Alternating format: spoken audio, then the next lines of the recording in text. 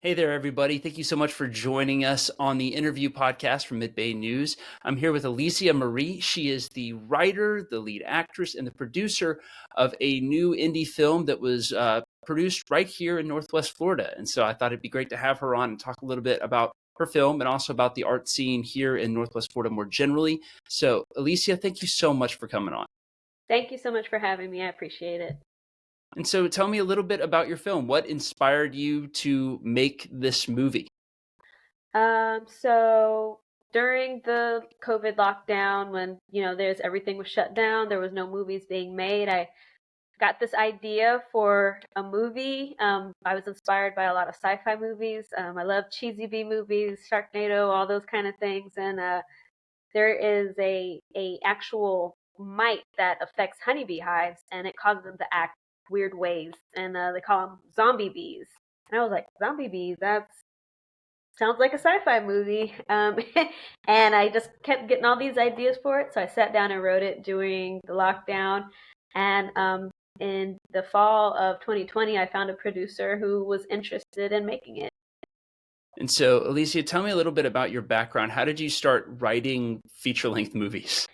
That one was actually my first one. I had no interest in being a screenwriter or anything like that. I was very good at writing in school, but it wasn't anything that I really focused on. And it was just like, there's nothing else to do. I wanted to write something for my friends, my other actor friends, and just to put out there and showcase our talent. I never really thought it was actually going to become anything. Or at least it would be a couple of years before it did, because money, movies cost money. Um, so I don't have a lot. Like I said, Zombie's my very first feature film that I've ever written. I wrote a short a few years ago, but that's really about it. I have no training or anything. And so, as you've gone through this process, right? What have you learned about making movies? What was something that maybe surprised you? Well, how hard it is, actually. As an actress, you go to set, you do your performance, and you go home, and that's it. And then you do promotion afterwards, if you're a main character. But there's so much going on behind the scenes. I developed a huge appreciation for the crew. They have the hardest jobs. Post production was really hard, and so I had to learn pretty much all of the things in order to get it done. And the cinematographer is asking me about lenses and angles, and I'm like, I got no idea what you're talking about. So I learned a lot. It was kind of like a crash course in filmmaking that I never expected, and I still feel like I don't know anything at all. Um, but I learned that acting is definitely the easiest part, and yeah, post production is probably, it's crazy. So you told me, or you didn't tell me, but I read that you went to the University of YouTube Yes. filmmaking to get your cinematography degree. Tell me a little bit about what videos or what creators did you follow in order to kind of make this whole thing happen? Who really inspired you? So that's kind of hard, because it was really like, you know, the cinematographer would be like, this is, would send me a list of like angles and lenses, and I'm like, okay. So I would like type that in, and then whatever happened to come up, I would, watch the videos on this. There was this one website called Studio Binder, which I actually used their software to write zombies, but they had so many helpful videos on angles and lenses and cameras and directing. And so I would say that website I used a lot, just because it was so all encompassing, like different aspects of the filmmaking. So I would say probably I went to their website a lot, just because they had so much. And then, like, as far as like, because the software I use I'd never used before to make the film, and Premiere Pro, and I had a new computer, I had a new all the things, and so I was just looking up videos. How do I do this? How do I crop? How do I zoom? How do I do that? And it was just like whatever video popped up. That's kind of just what I did. So And so, as you put this movie together, and you've had all the people come around you to build this thing, what was it like to take, I guess, like a leadership role in the creation of this movie? It was overwhelming, because there's so many moving parts. I did have a producer, and he did the bulk of it. Like, he's the one who coordinates all the days, who comes in when. He gets the crew and the cast together. And I was very grateful for him because I would have been totally lost without him. But it was just, everyone's kind of looking to you to set the tone. And so it was overwhelming, but it was something that I took very seriously because at the end of the day, it's like I want people to enjoy working on my set because I want them to come back and do it again. And So, so your production company, it's revolves around the color purple. Why does it revolve around the color purple? um, Purple Hair Productions. About 10 years ago, I left LA because I was doing the actor thing, the starving artist thing out in LA, and that is a real thing, let me tell you. So I ran out of money. I had to go back home to live with my parents, and I was just like really upset because I was like, how am I gonna ever, pursue my acting career here? And then it was just like, you can make your own movies. And I always wanted purple hair, but I was always too scared to do it because you have to get it bleached, and I didn't want to ruin my hair. And I was like, well, I'll just call it Purple Hair Productions because I'll never dye my hair, but this is just kind of like symbolic of having purple hair. Um, but I did end up dyeing my hair purple. It's been purple for 3 years, and so I think it was just kind of like a full circle thing. It was like I had the idea for it, but I never actually really thought I would do anything with it. And then now, however many years later, it happened. So Well, you had to have like the courage to go out and do it too, right? Like nobody just dyes their yeah, hair purple without like, having a little bit of bravery involved, right? Because I mean, you're right. It could be I I personally decided to bleach my hair when I was 16, and it was not a great idea, but I did it. yeah. And it was one of those things that it was cool because I did it and it didn't really matter what anybody else thinks, and I enjoyed it. And I think, I don't know, maybe that's kind of where you're going with all that. Yeah, it took me a while to get up the courage, and I was like, you know what? It's just hair. It'll grow back, hopefully. So I do get it done professionally because I was like, there's no way I'm gonna do it myself because it was like, at the end of the day, I don't want to shave my head and start all over again, or do that. But she's really good, and I've been very, adamant about making sure it's conditioned and all that kind of stuff, and so it's held up pretty well over the 3 years. So, but people definitely notice me when I come into a room, or it definitely sticks out. So speaking of like being noticed, I think it's a good segue to talk about the art scene here, kind of in Northwest Florida.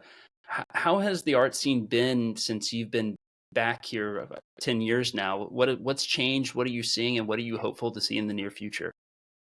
um I think when I first moved here, there were a few short films being made here and there, a web series here and there. I was in a web series called Grim Reflections, which was pretty awesome. um but there weren't a lot of feature films that I saw, like, on the indie scene anyway. They did a feature film called Three-Headed Shark Attack in Pensacola. Gosh, I can't even remember how long ago. I want to say 6 or 7 years ago, maybe. And it was for the Sci-Fi Channel. So it was like, a studio film. But I've started to see a lot more feature-length films happen in the area, which is really exciting. Because I feel like that means that we're growing and expanding, and we're getting more support from the community. So how long until Purple Hair Productions puts on like a Sundance? I don't know about all that. I think I don't know. I never even thought about doing a film festival for myself. I know there are some local, like, short film festivals, or there were, um, locally.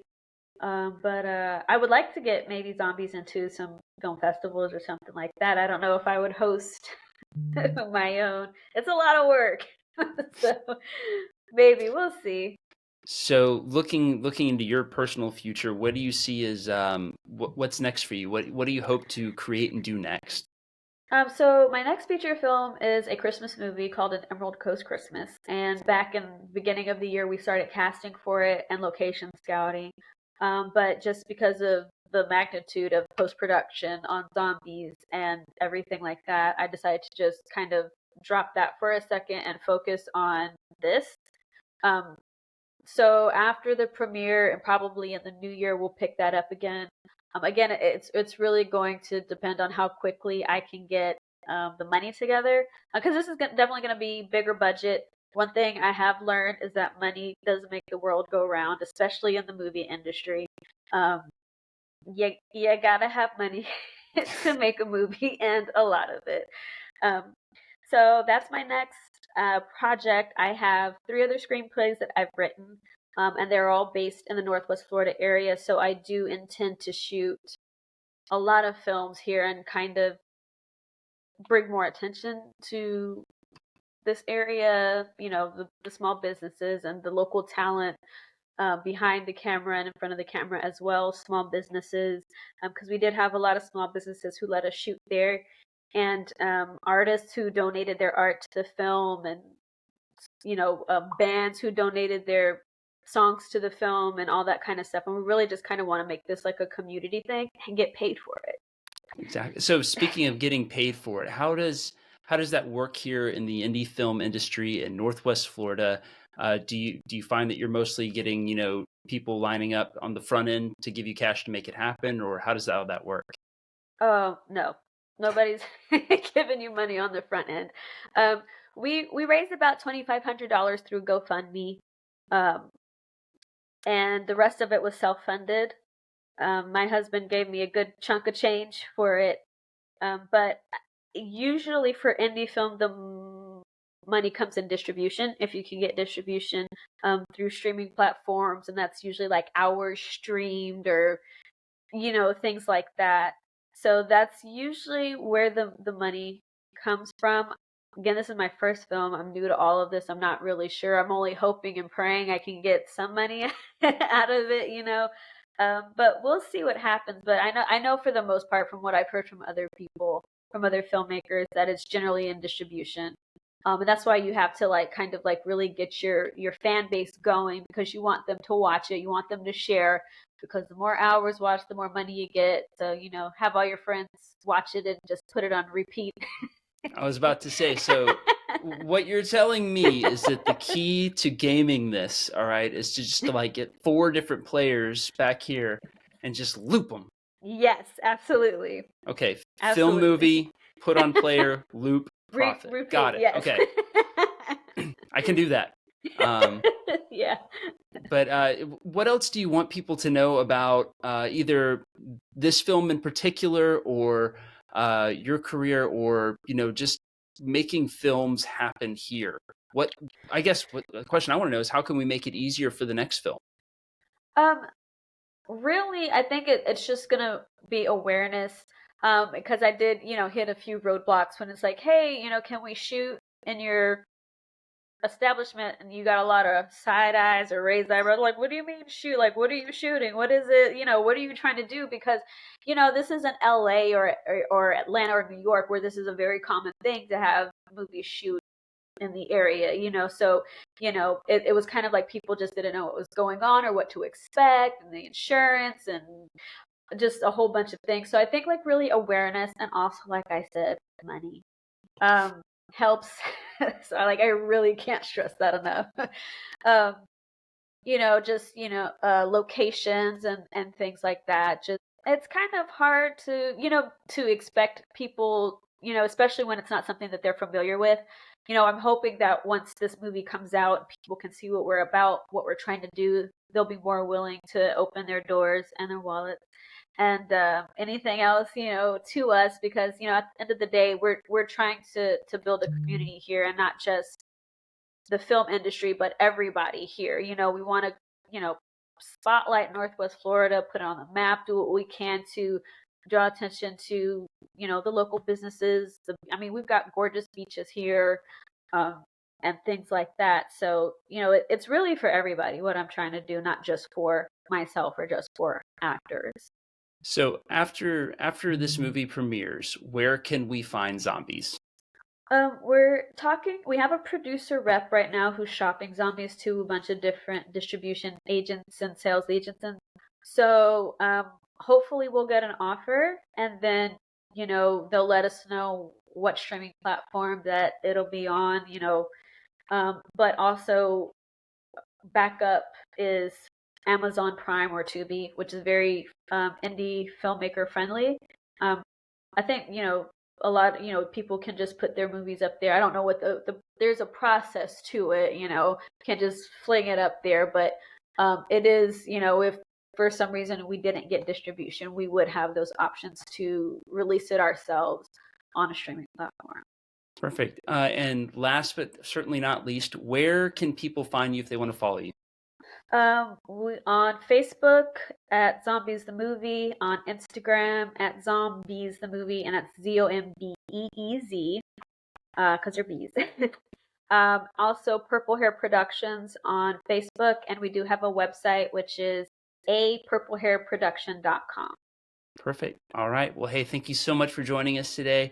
And we'll be hopefully talking to you soon about your next movie, Yes. Christmas themed movie.